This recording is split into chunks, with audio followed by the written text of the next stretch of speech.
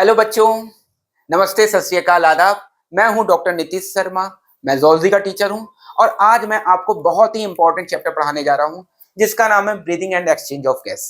ये chapter NEET के लिए भी बहुत इंपॉर्टेंट है। इससे 4 से 5 क्वेश्चन नीट में भी आते हैं और 11th के लिए तो ऑब्वियसली इंपॉर्टेंट है ही। आप चाहे सीबीएसई बोर्ड के स्टूडेंट हो, चाहे यूपी बोर्ड के हो और चाहे आईएससी बोर्ड के हो, आपके तीनों ही बोर्ड्स में ये चैप्टर है और इंपॉर्टेंट चैप्टर है जो आपको 11th के एग्जाम में भी फायदा देगा, साथ साथ बोर्ड के एग्जाम में भी फायदा देगा। तो हम लोग स्टार्ट करते हैं breathing and exchange of gas. तो सबसे पहले हम लोग बात करते हैं कि ब्रीदिंग है क्या। तो एनसीईआरटी, क्योंकि बेसिकली एनसीईआरटी से ही नीट का कंटेंट भी आता है और 11th के एग्जाम का भी। तो एनसीईआरटी ब्रीदिंग को ही क्या बोल देती है? रेस्पायरेशन बेटा। ठीक है, क्या बोल देती है ब्रीदिंग को? रेस्पायरेशन। हालांकि दोनों की डिफिनेशन अलग अलग जगह पे अलग अलग दी है। हायर बुक में जब आप पढ़ेंगे तो रेस्पायरेशन अलग है, लेकिन हम इतना कुछ डिस्कस नहीं करते हैं क्योंकि हमको मेनली किस चीज को लेके कवर करके चलना है? एनसीईआरटी को। तो ब्रीदिंग ही क्या है? Respiration according to NCERT.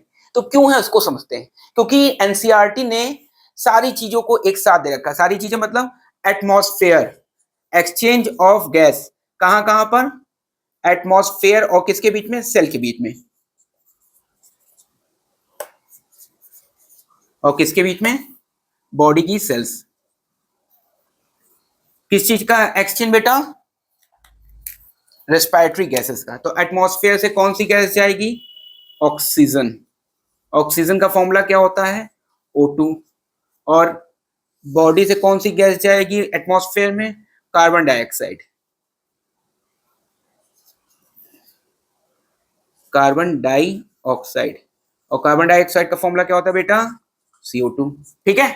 तो अकॉर्डिंग टू एनसीईआरटी ब्रीदिंग या रेस्पिरेशन की गैस क्या है कि एक्सचेंज ऑफ रेस्पिरेटरी गैसेस, यानी exchange of carbon dioxide and oxygen in between atmosphere and body cell.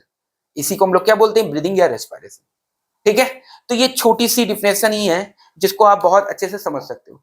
दूसरी बात, हमें जरूरत क्यों पड़ी ब्रीदिंग या रेस्पिरेशन की?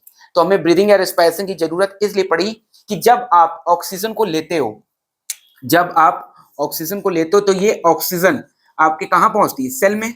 और सेल में क्या प्रेजेंट होता है? सेल में प्रेजेंट होता है माइटोकॉन्ड्रिया। माइटोकॉन्ड्रिया जिसको आप क्या बोलते हैं? Powerhouse of the cell. क्यों पावर हाउस बोलते हैं? क्योंकि ये क्या काम करता है? ये ऑक्सीजन और ग्लूकोज से, ऑक्सीजन और ग्लूकोज से ऑक्सीडाइज करा के फूड को क्या बनाता है? एनर्जी देता है आपको। तो ये बात आपने नोट कर लिया होगा। मैं इसको रब कर रहा हूं और आगे जो बात बता रहा हूं उसको सुनिए। ये एनसीईआरटी का पहला पैराग्राफ है जिसको मैं आपको एक्सप्लेन कर रहा हूं। ठीक है। तो जो ऑक्सीजन आप लेते हो, ब्रीदिंग की जरूरत क्यों पड़ी? कोई आपसे पूछे ब्रीदिंग क्यों रिक्वायर्ड है, तो जो ऑक्सीजन आप लेते हो वो आपके ब्लड के थ्रू पहुंचती है आपकी सेल्स में। और सेल्स के अंदर क्या प्रेजेंट होते हैं? माइटोकॉन्ड्रिया। माइटोकॉन्ड्रिया क्या करता है? उनको यूज करता है किस चीज के लिए?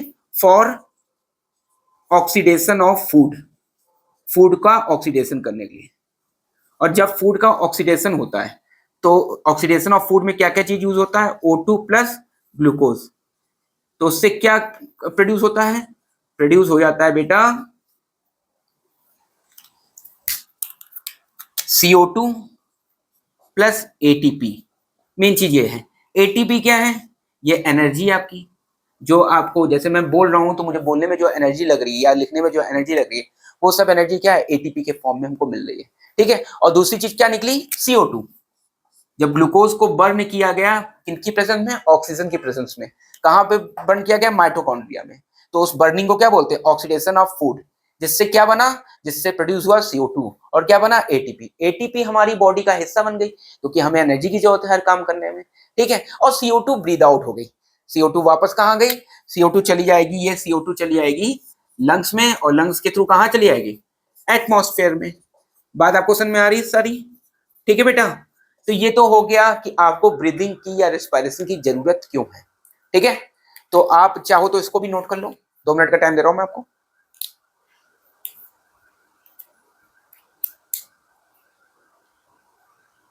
ठीक, आई होप आपने नोट कर लिया होगा या स्क्रीनशॉट ले लीजिए। ठीक है। अब हम लोग बात करते हैं क्या सभी लिविंग ऑर्गेनिज्म में लंग्स जो होते हैं वो एज अ रेस्पिरेटरी ऑर्गन काम करते हैं? तो आंसर क्या होगा? नहीं, बिल्कुल नहीं। डिफरेंट टाइप के एनिमल्स में बेटा डिफरेंट टाइप के रेस्पिरेटरी स्ट्रक्चर होते हैं। ठीक है। जिनको मैंने डिटेल में एनिमल किंगडम में पढ़ा रखा है, आप वहां पढ़ सकते हैं। लेकिन मैं यहाँ पे आपको थोड़ा बहुत समराइज वे में पढ़ा देता हूँ, ठीक है। तो एक और हम लिख रहे हैं कौन कौन से एनिमल्स हैं, तो एक और मैं लिख रहा हूँ एनिमल किंगडम, एक चार्ट टाइप का बना लेंगे, ठीक है। एक को लिख दे रहा हूँ एनिमल किंगडम और एक को लिख दे रहा हूँ रेस्पिरेटरी स्ट्रक्चर।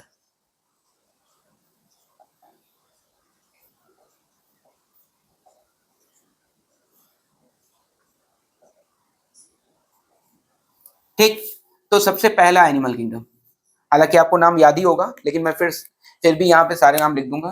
पहला एनिमल किंगडम है पॉरीफेरा। ठीक, कितने होते हैं टोटल मेजर फाइलम बेटा?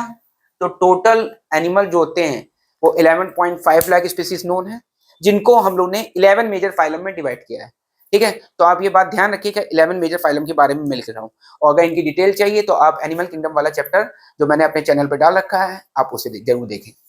तो पॉरीफेरा, दूसरा कौन सा है? सिलेंट्रेटा। सिलेंट्रेटा का ही दूसरा नाम क्या होता है बेटा? नाइडेरिया। तीसरा जो है उसका नाम क्या है? टीनोफोरा। चौथा जो है फाइलम उसका नाम क्या है? प्लेटियलमेंथिस।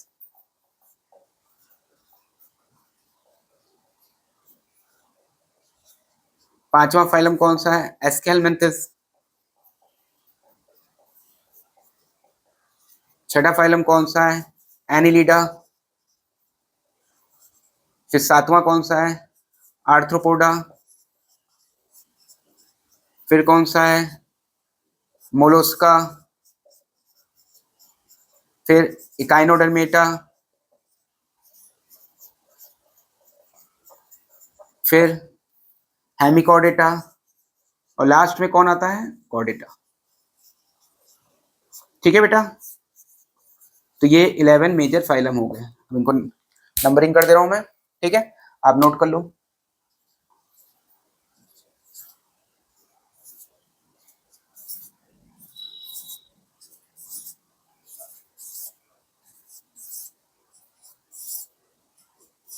ठीक, अब इन 11 मेजर फाइलम के क्या क्या रेस्पिरेटरी स्ट्रक्चर उनको देखते हैं।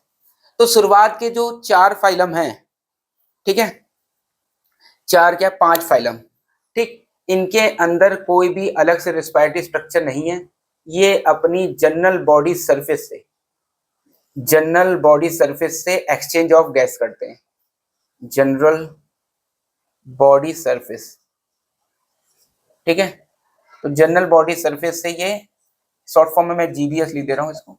जनरल बॉडी सरफेस से ये क्या करते हैं? एक्सचेंज ऑफ गैस, यानी ऑक्सीजन को एटमॉस्फेयर से लेते हैं और कार्बन डाइऑक्साइड को डाल देते हैं। तो इनका जो जनरल बॉडी सरफेस है, यानी इनकी स्किन है या जो भी बाहर का लेयर होगा वो ये काम करेगा, ठीक है बेटा। फिर एनलिडा पे आते हैं। एनलिडा में जो रेस्पिरेशन होता है वो होता है मॉइस्ट स्किन के थ्रू। किसके थ्रू होता है? Moist skin. और जब भी मॉइस्ट स्किन के थ्रू होगा, आपने इधर का नोट कर लिया, चलिए ठीक है, मैं उधर अभी नहीं खड़ा होता हूँ ताकि आपको दिखता रहे। तो मॉइस्ट स्किन के थ्रू होता है तो उसको हम लोग बोलते हैं क्यूटेनियस। क्या बोलते हैं? जब भी स्किन के थ्रू होगा तो स्किन के लिए वर्ड क्या यूज करते हैं? Cutaneous respiration. आप एक बात मेरी हमेशा ध्यान रखिएगा कि अगर आपको जूलॉजी अच्छे से समझनी है तो आपको 2 चीजों पे बेसिकली फोकस करना पड़ेगा।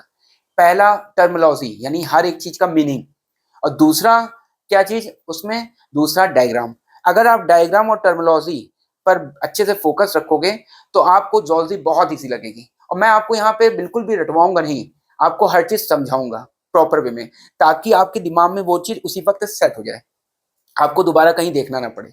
और आप एक बार जब पूरा चैप्टर पढ़ लोगे तो आपके इजीली सारे क्वेश्चन सॉल्व होने लगेंगे, चाहे वो एनसीईआर नीट के बेसिस पर हो और चाहे आपके 11 के बेसिस पर, ठीक है बेटा। तो एनिलिडा में कैसा रेस्पिरेशन होता है? मॉइस्ट स्किन के थ्रू, और स्किन के थ्रू जब रेस्पिरेशन होता है तो उसको क्या बोलते हैं हम लोग? Cutaneous respiration. आर्थ्रोपोडा में अलग अलग स्ट्रक्चर होते हैं, जैसे गिल्स। किसमें होते हैं ये बाद में हम लोग डिस्कस करेंगे। बुक गिल्स, बुक लंग्स, और इंपॉर्टेंट एक कौन सा?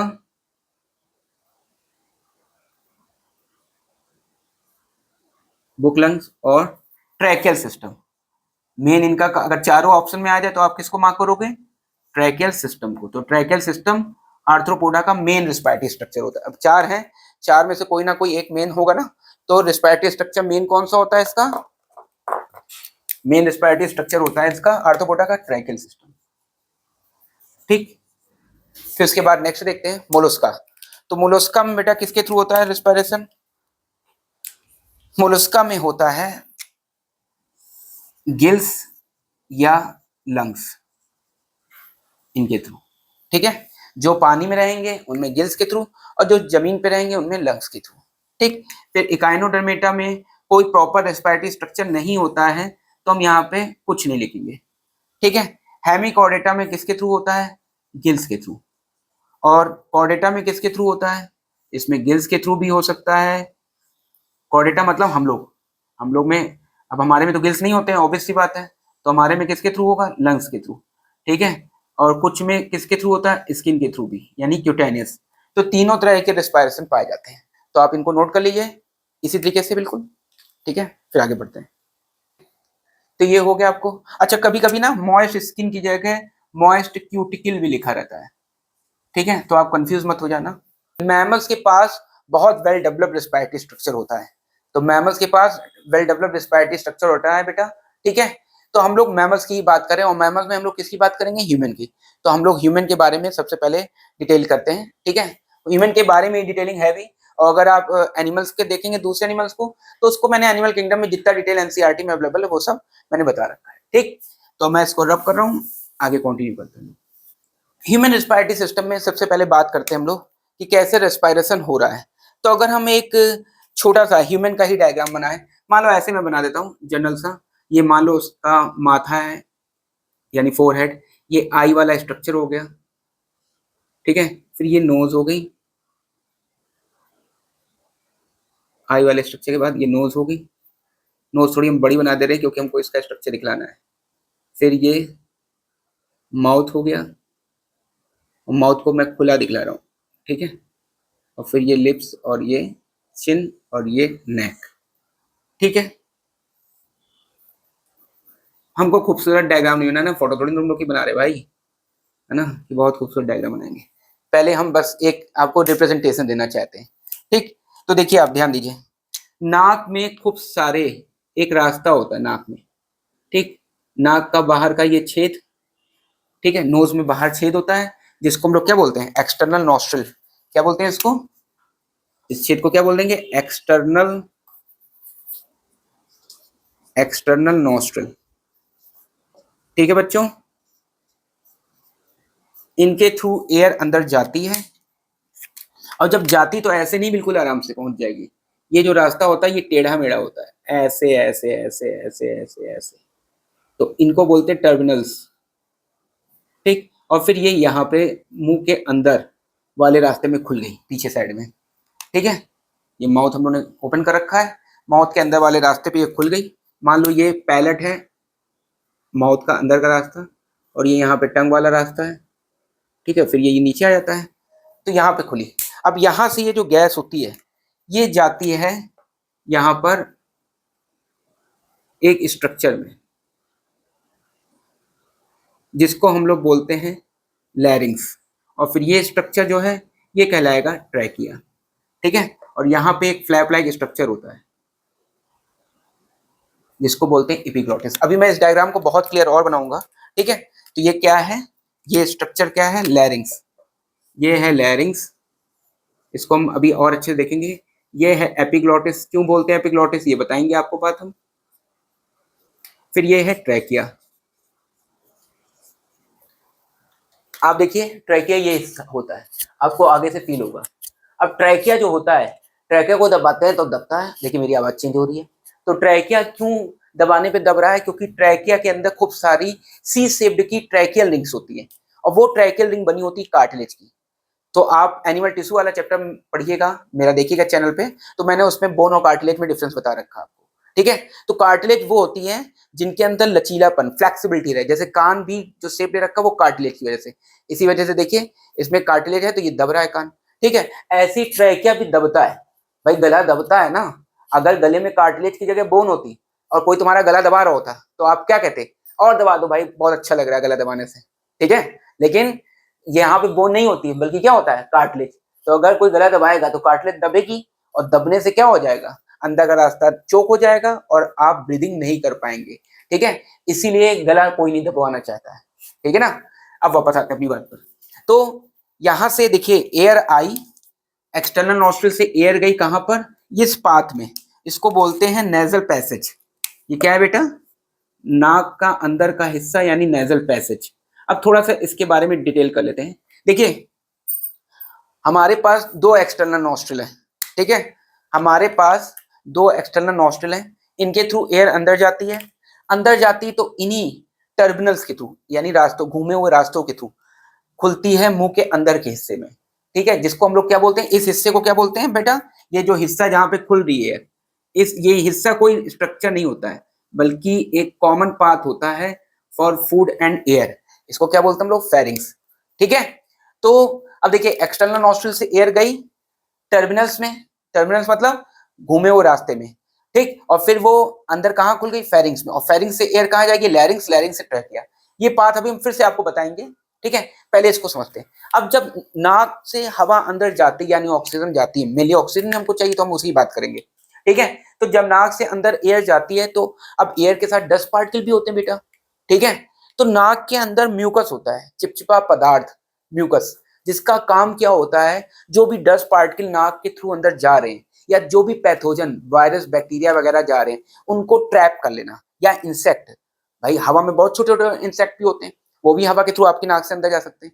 तो नाक के थ्रू अगर कोई भी चीज जा रही है तो नाक में हेयर्स होते हैं और साथ साथ म्यूकस होता है। हेयर और म्यूकस का काम क्या होता है, तो बेटा हेयर और म्यूकस का काम होता है dust particle, foreign particle, pathogen को अंदर जाने से रोकना, ठीक। तो पहला काम तो नेजल पैसेज का क्या हो गया, नेजल पैसेज के 3 काम है, ठीक। तो पहला काम क्या हो गया,